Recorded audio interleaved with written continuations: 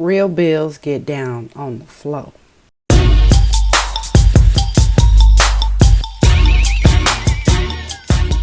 Okay, let's jump in and look at some of the latest bills introduced to the new Congress that specifically target federal employees. Round 1. Fight! First up, we have the Return to Work Act, or H.R. 107, and the Federal Employee Return to Work Act, H.R. 236. So the Return to Work Act is just basically requiring federal agencies to reinstate their telework policies prior to COVID-19. The Federal Employee Return to Work Act basically is saying that some federal employees would be placed on the rest of the work or the basic GS work schedule, regardless of where they work. If their position requires them to work at least one telework day or more.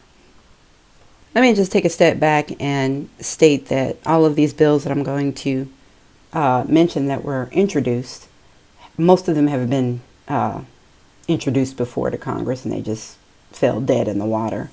But as you know, we have a new administration where the Republicans have total control, so it is important to note that some of these might actually, if not all of them, might actually pass. And the second thing I wanted to note was the difference between telework and remote work federal employees.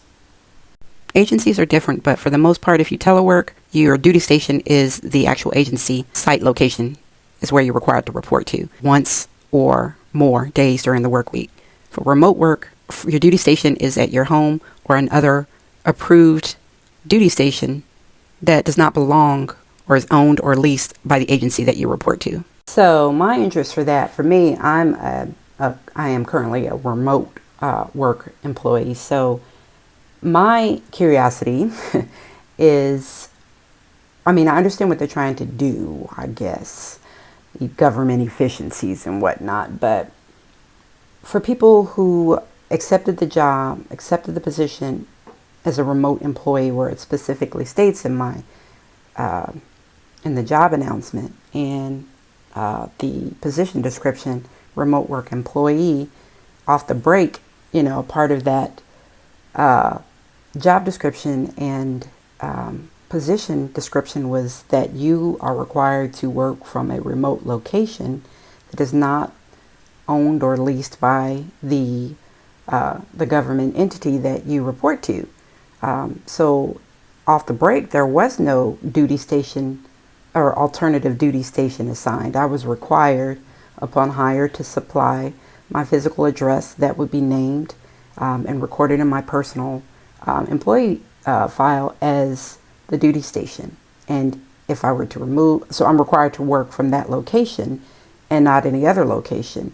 Telework, yeah, you pretty much don't really have an argument from my understanding, because your duty station that you report to is, like I said, the facility that you're supporting or the agency that you're supporting. So when they call you back, you got to go. But I don't put anything past these new legislators and these, this administration that they just might say, we requiring everybody to come back, and agencies figure out where you want these people who were pre-designated as remote employees, figure out where they're going to go, though they're scattered throughout the U.S., you need to bring them into your local hub or give them time to and space to where they got to report back to.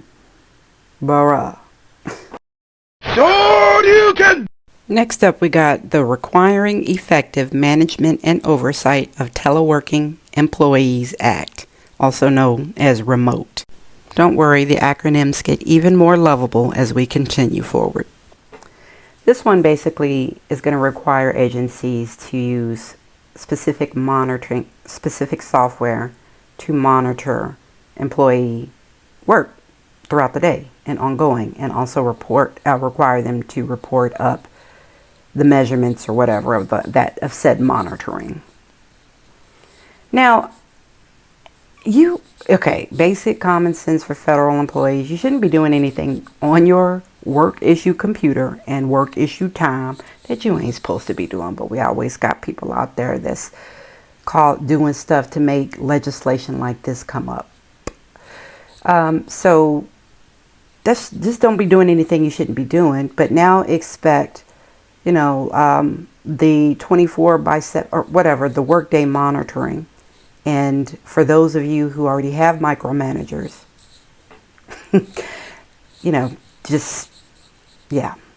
great legislation. Next up, the Federal Employee Locality Accountability and Retirement Act. Now this one they hitting below the belt. This one would have potential significant impacts to federal employment, retirement. So basically they're just trying to take the locality portion or the cost of living or COLA out of the retirement computation. So let's see, for example, as of 2025, if I'm a GS10 and I'm making a step 1 and I'm making $77,001 annually, and I make that, let's just say I make that for the next 3 years. It's obviously going to it's going to increase, but let's just say for the next 3 years, that is my consecutive salary. So that's what my retirement would be based off of, versus this new legislation that would calculate at my basic annual salary as a GS10 step 1 in DC, which is $57,489. So you can see how that could make a significant difference in your annual payout of retirement that you're expecting. And, it's very disheartening, but, if this is what it's going to be, is what it's going to be, but it's just awful impact to federal employees. You ready for those crazy acronyms, baby? Hadouken! The Decentralizing and Reorganizing Agency Infrastructure Nationwide to Harness Efficient Services, Workforce Administration, and Management Practices. Drain the swamp, baby. You turned on. I know you are. That's sexy, ain't it? Wait a minute. There's another one here. The next one. Hadouken! The Strategic Withdrawal of Agencies for Meaningful Placement. Swamp Act. You cannot make this shisa up. So again, some of these bills have been introduced before and just didn't go anywhere. But you can't knock the creativity on the names, on the newer ones. Anyway, they're both a part of associated with relocating federal agencies out of DC, hence draining the swamp, so basically moving these agencies and staff and everything out of DC.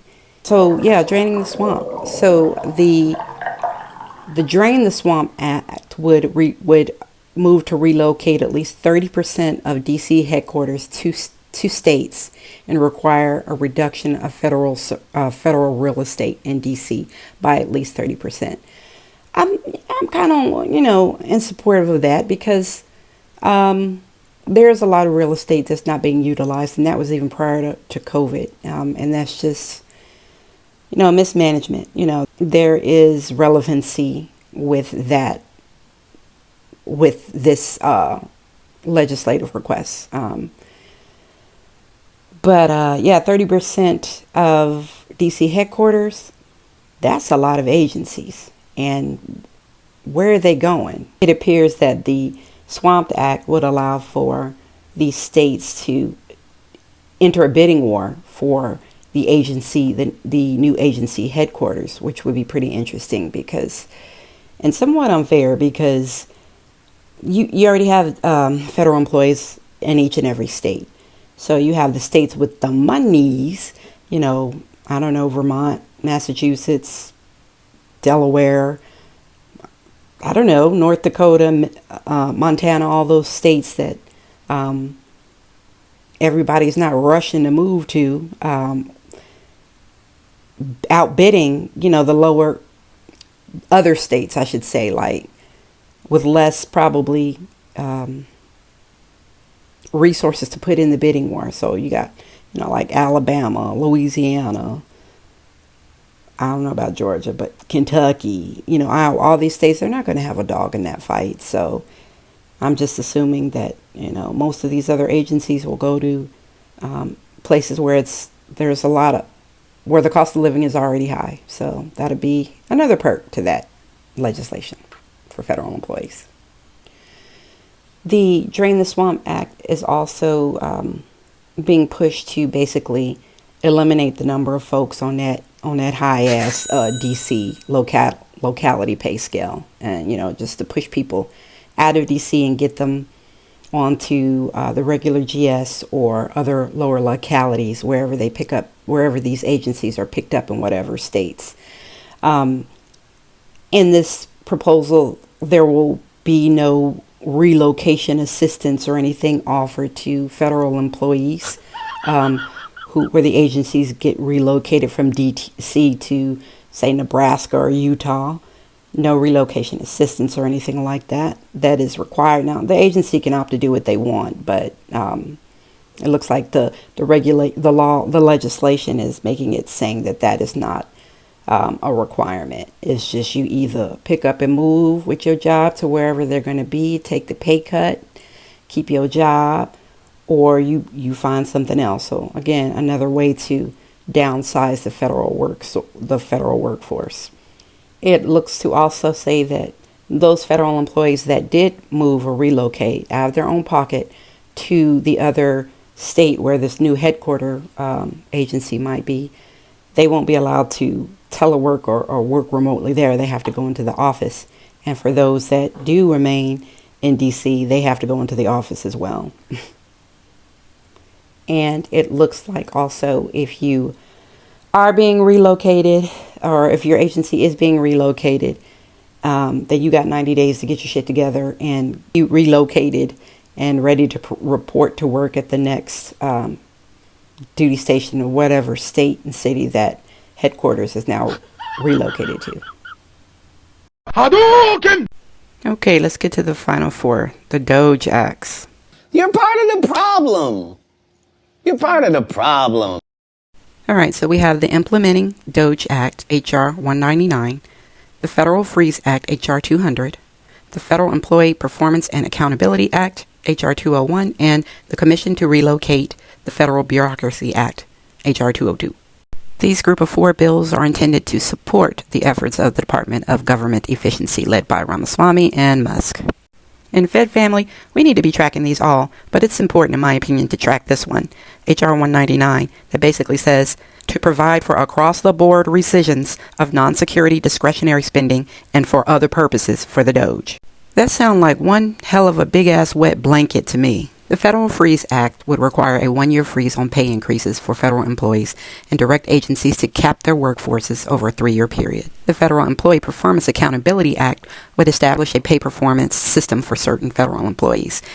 And the Commission to Relocate the Federal Bureaucracy Act. This would establish a commission to study relocating non-national security federal agencies outside of the D.C. area based on financial efficiency, existing infrastructure, and related industries. So this kind of ties into the draining of the swamp a little bit, but it's also one to definitely watch.